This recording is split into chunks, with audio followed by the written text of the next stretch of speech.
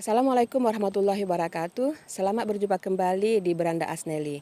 Sahabat semuanya, pada kesempatan kali ini saya membawa Anda ke Tahura Rangkayo Hitam. Kawasan ini merupakan salah satu lahan konservasi di Provinsi Jambi, namun yang berulang-ulang terbakar karena adanya kejadian kebakaran lahan dan kebun. Berbatasan dengan Tahura ini adalah perusahaan sawit Wahana Spongen Indah yang luasnya sekitar 1.800 hektar dan juga di sini di seberangnya persis bersampingan adalah Tahura Rangkayo Hitam yang luasnya sekitar puluhan ribu hektar. Meskipun disebut Tahura, namun bisa dilihat lokasi ini sudah minim dengan pepohonan, sudah digunduli oleh masyarakat. Dan juga bisa kita lihat di situ ada kawasan yang sudah masih menyisakan bekas-bekas kebakaran pada tahun 2019 lalu. Sebenarnya pemerintah sudah mencoba melakukan rehabilitasi terhadap lahan bekas kebakaran ini.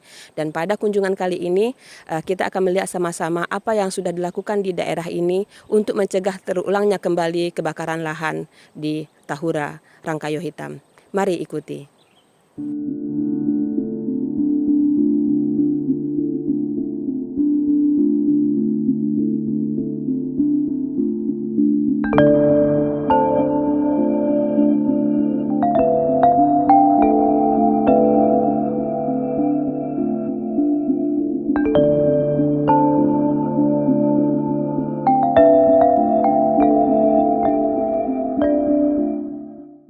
Sahabat semua, di sepanjang perjalanan kami menuju sumur bor, lokasi sumur bor di dalam kawasan Tahura ini terlihat puing-puing kayu bekas kebakaran 2019 lalu.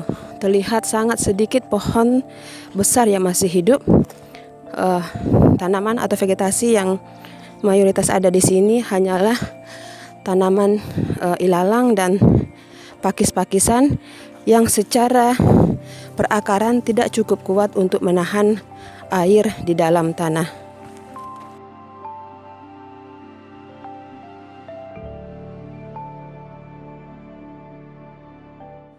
Sahabat semua, pada kesempatan ini saya bersama dengan Pak Asmadi, salah seorang pakar gambut yang ada di Provinsi Jambi.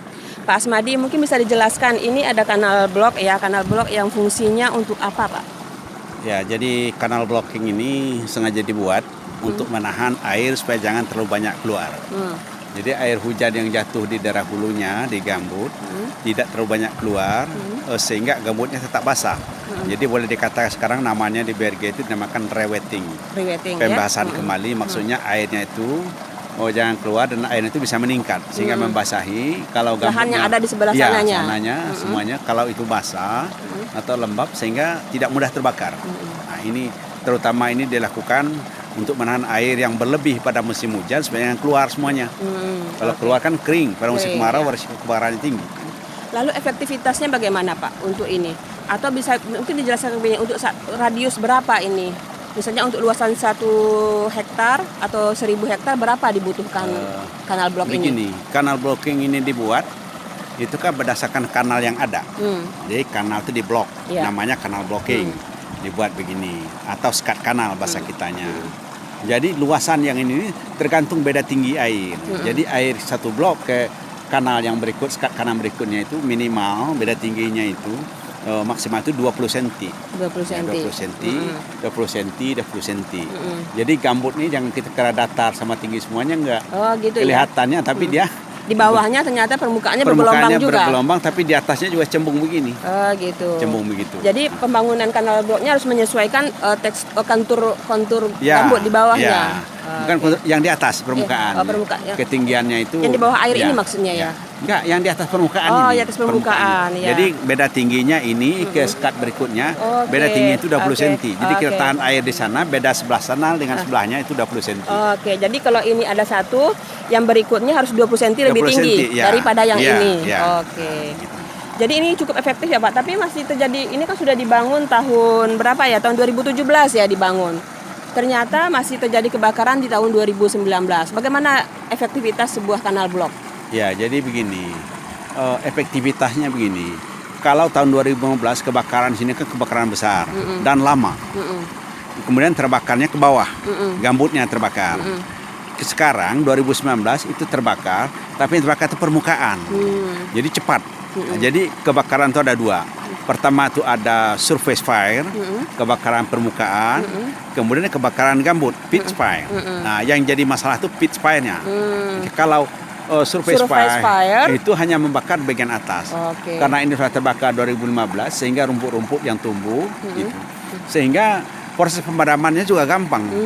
Kalau kering betul tidak ada sekat kanal ini, wah itu repot loh.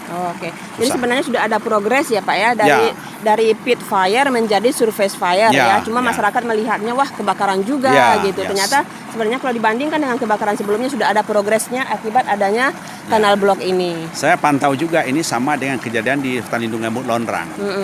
Namun untuk itu, untuk mencegahnya kita harus menambah lagi sekat kanal ini ke depan dari hulu sana sehingga air itu benar-benar menyebar ke kiri kanan dan tidak ada air yang keluar terlalu banyak sehingga musim hujan berikutnya ini belum kering. Nah, kapan perlu yang di dalam itu nggak usah bikin sekat kanal, maunya backfilling. Backfilling. Maksudnya ditutup betul kanal itu. Gitu. Jadi tapi kalau ini digunakan untuk lalu lintas masyarakat menggunakan perahu kecil bagaimana kalau ditutup? Nah, itu yang jadi kendala sekarang ada hal-hal seperti itu. Namun untuk mengatasi itu ya dibikinlah kanal, sekat kanal agak memanjang sehingga bisa dilalui oleh perahu-perahu yang karena masyarakat. Ya, gitu. Itu salah satu solusi ya. Solusinya ya Pak ya. Namun kita lihat perlu mungkin saya ingatkan di sini, kadang-kadang ketahanannya. Ini berapa tahun? Berapa tahun baru kan? 2017, 18, 19, 20, 3 tahun ya. Menjelang 4 tahun. Ya. Nanti kalau lama ini kan bisa lapuk. Atau diganti dengan bahan-bahan yang lain. Berarti harus ada maintenance, pemeliharaan. Jangan hanya puas dengan pembangunan pertama, tapi harus dipantau terus sampai di mana daya tahannya. Dan juga ada saran saya itu sebaiknya ini diikuti oleh tanaman vegetasi kiri kanan. Sehingga bisa membantu memperkuat dan memperkecil air yang keluar. Jadi tidak cukup ini ya Pak ya, harus ada pepohonan juga. Harus ada tanaman yang berakar kuat. Kalau ini kan akarnya tidak kuat ya, tipe pohon yang di sepanjang parit ini. Ada misalnya ada belangiran gitu ya. Belangiran itu bisa ditanam di sini. Biar bisa kuat. Untuk menghambat lagi air yang keluar dari lahan ke parit. Yang gampang tumbuhnya itu ada pandanus atau pandan berduri itu. Itu kan bisa lebih kuat dia menahan ya. Dia bisa sebagai filter, bisa tempat ikan juga. Dan sepertinya itu belum sampai ke sana ya Pak, perhatiannya masih ke kanal blok sama embung di dalam untuk penanggulangan kebakarannya. Tapi untuk revegetasi di sepanjang aliran parit masih belum concern. Di tempat sini juga ditanami pohon gitu ya. Bisa memperkuat. Kalau ini kan jadi mahal ini. Ada pakai semen begini ya. Tapi di tempat lain nggak pakai semen, kayu doang gitu. Nah itu perlu dikasih pohon.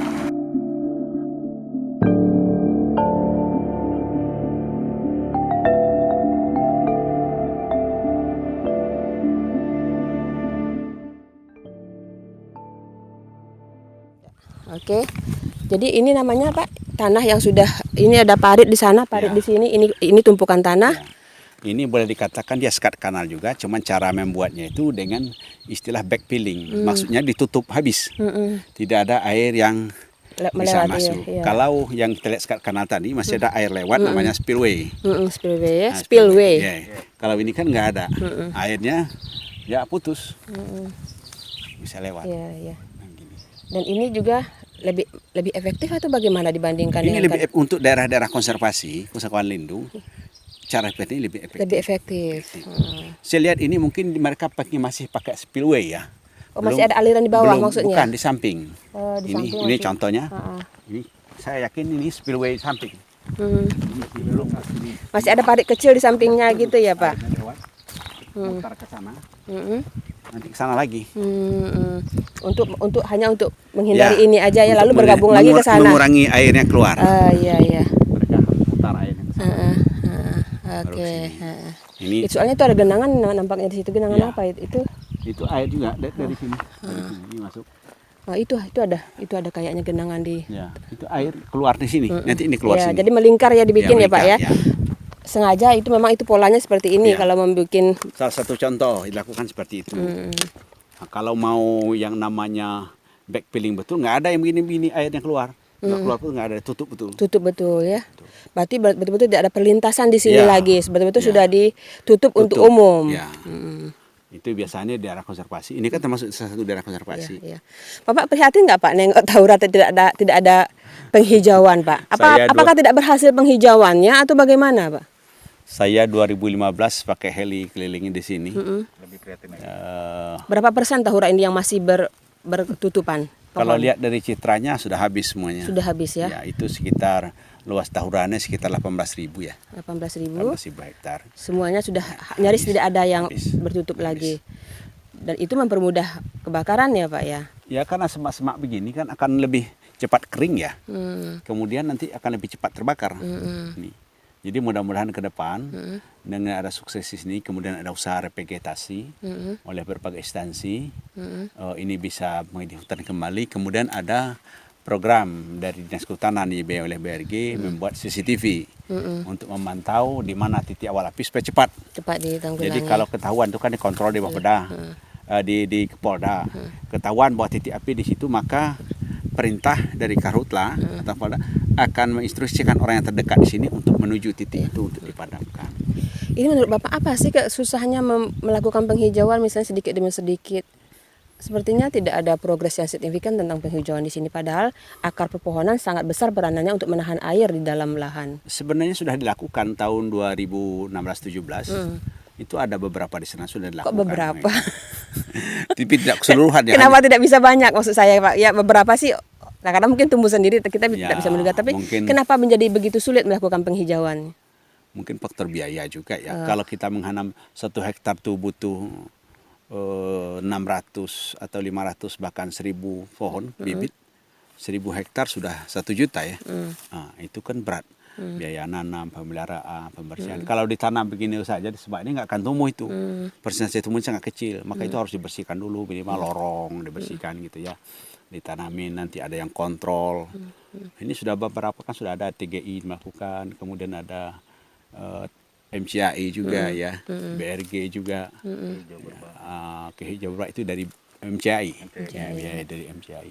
Ya mudah-mudahan ke depan semuanya bisa bergerak serempak, kita naikkan airnya, mestinya begitu tingkatnya. Naikkan airnya dulu reweting, sudah basah baru ditanami pohon. Memang resiko tanaman tidak hidup sangat tinggi dengan kondisi sekarang. Karena sudah terlanjur kering rawanya. Hidup itu besar, tetapi resiko kebakaran itu yang lebih besar. Nah, sekarang, jadi mungkin ada yang pernah tumbuh ketika itu, tapi karena kebakaran 2019 musnah lagi. Iya. Sama dengan yang di Londrang juga begitu. Sudah ada beberapa ditanami oleh WWF, kemudian ditanami oleh beberapa lainnya, tapi karena itu terbakar, semuanya terbakar Londrang. Oke, jadi nihil lagi ya Pak ya. 12.000 hektar itu. Oke, sangat menyedihkan sahabat-sahabat semua.